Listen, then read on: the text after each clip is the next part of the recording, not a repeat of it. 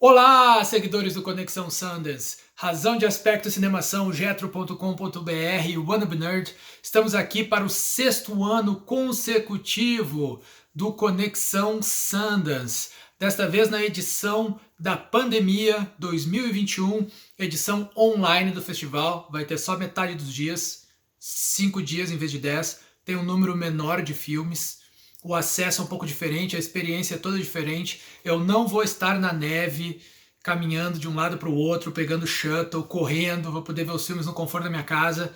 Mas, por outro lado, a experiência de estar no festival presencial, principalmente no de Sundance, é incomparável. Mas vamos ver como vai ser essa edição de 2021. Então, vamos começar com o nosso filme do primeiro dia.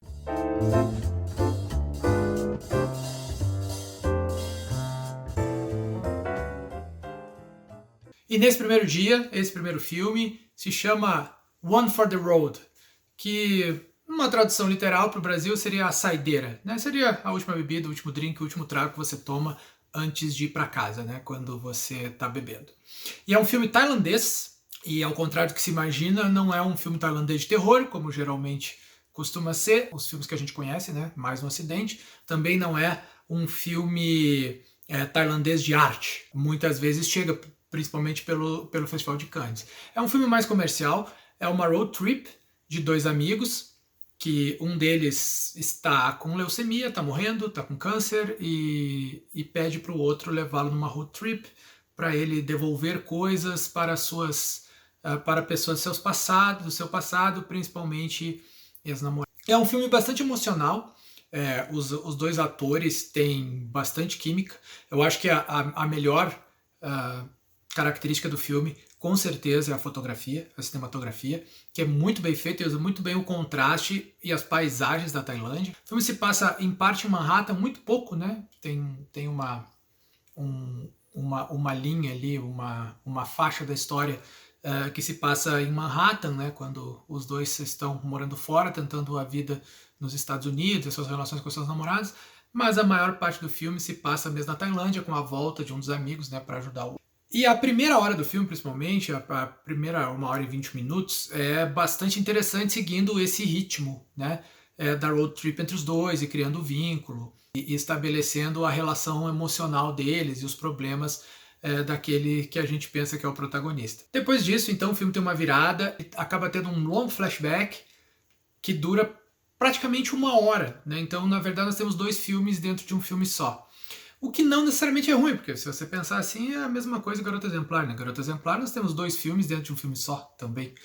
Mas nesse caso, eu acho que prejudicou um pouco, prejudicou um tom, prejudicou o ritmo. Esse filme tem 2h e 22 minutos. Tranquilamente, ele poderia ter pelo menos meia hora menos, tranquilamente. E aí a gente sempre diz, Maurício, mas você, o diretor quis fazer assim. Bom, não necessariamente que o diretor, e eu falando por experiência própria, né, de dirigir os meus documentários, não necessariamente o que o diretor quer fazer vai dar o melhor resultado, né? A intenção pode dar um péssimo resultado. E é verdade, a intenção pode dar um péssimo resultado. O resultado desse filme não foi péssimo, mas ele foi, digamos, prejudicado, certo? Por essa escolha dele de fazer quase 1 hora com um longo flashback, tentando revelar algumas coisas em relação ao passado deles, né? Que vão ter implicações, então, para o final e para o futuro. Mas ainda assim, o filme foi uma boa experiência, um bom impacto, né, emocional. É um filme bastante comercial, né, no sentido de se pensar em cinema americano.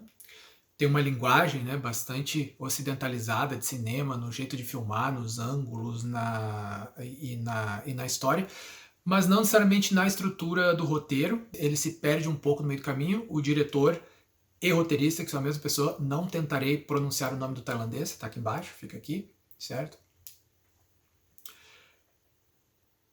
Tentou fazer algo que alcançasse um público mais amplo. Em termos gerais, ele conseguiu. Não fosse pela duração do filme, por uma longa barriga que ele tem, de pelo menos uns 20 ou 30 minutos. Tem algumas coisas também que eu acho que podem ser um pouco difíceis de empatizar em relação à cultura mesmo oriental, né, nas relações entre homens e mulheres, pensando assim nas gerações mais novas, né, e como as coisas são agora aqui no Ocidente, mas ainda assim valeu a experiência no festival. Eu tenho a oportunidade sempre de ver filmes que eu não veria em outro lugar, ou não ficaria sabendo que eles existiriam, ou saberia de um jeito muito torto. Quer dizer, mesmo os filmes independentes americanos que estão no festival, né, dificilmente chegam poucos, né, chegam ao Brasil. Poucos realmente têm grande repercussão. Imagina então os filmes estrangeiros, né, que vêm para cá, que talvez a gente nunca mais ouça falar. Mas deixa o registro aqui então, muito bem feito, muito bem produzido, e para um festival online, né, que não são todos os filmes que aceitam participar, mesmo sendo o Festival de Sundance, acabou sendo uma experiência agradável e um bom entretenimento. Então, One for the Road fica com 3,5 estrelas de 5. Continue acompanhando o Conexão Sundance, vídeos nos 5 dias, um vídeo por filme. Por favor, curta o vídeo, se inscreva no canal, compartilhe para ajudar a divulgar o nosso trabalho com o cinema independente.